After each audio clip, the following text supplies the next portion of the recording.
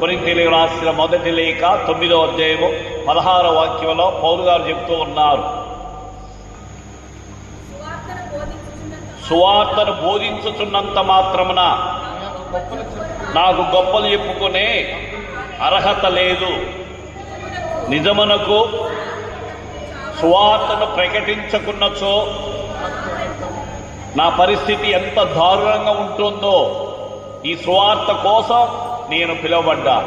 ఆ సత్య సువార్తను బోధించకపోతే నా పరిస్థితి చాలా దారుణంగా ఉంటుందని చెప్పేసి పౌలు గారు చెప్తూ ఉన్నారు. ప్రైజ్ ది లార్డ్, హల్లెలూయా. సువార్త చెప్పడం అనేది ఒక కర్తవ్యం కాదంట, కృతజ్ఞతా ప్రకటన అంటది.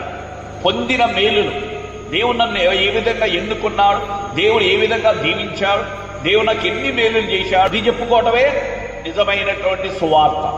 సువార్త అనేది ఒక పని కాదు, ఒక కర్తవ్యం కాదు. దేవుని ఎడల మనకున్న కృతజ్ఞతను చెల్లించడమే నిజమైనటువంటి సువార్తీకరణ. ప్రైజ్ ది లార్డ్, హల్లెలూయా. మరి ఈ సువార్తీకరణ కోసం చాలా మంది దేశాలు దాటిపోతారు, ఖండాలు దాటి దేశాలు దాటిపోతుంటారు.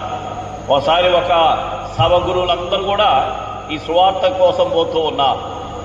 ఈ సుమారు ఒక 20 మంది గురువులు ఈ సువార్త కోసం పోయేటప్పుడు చాలా మంది నాకు బైబిల్ కావాలి, నాకు జపమాలలు కావాలి, నాకు యేసుప్రవేక స్వరూపాలు కావాలి, నాకు ఆ బొమ్మలు కావాలి, ఇవన్నీ కూడా నేను సువార్తీకరణలో వాడుకుంటానని చెప్పేసి ఒక్కొక్కరు తీసుకొని పోతుంటే ఒక ఫాదర్ గారు మాత్రము నాకు ఇవేవి కూడా వద్దండి, నాకు ఒక మంచి కథోలిక క్రైస్తవ కుటుంబం ఉంటే చాలు.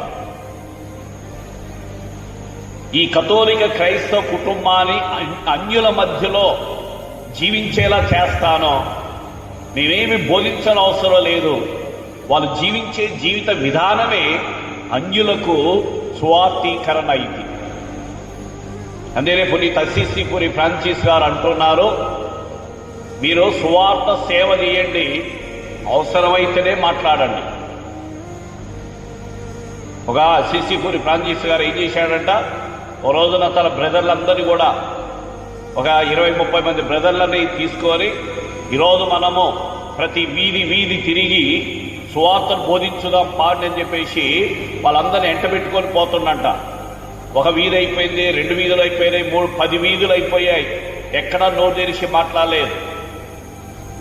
కొంతమంది జపాలు చెప్పుకుంటూ, కొంతమంది బైబిల్ పట్టుకుంటూ అలా తిరిగి వచ్చేశారు. బ్రదర్కి అనుమానం వచ్చింది, ఏంటి ఫాదర్ గారు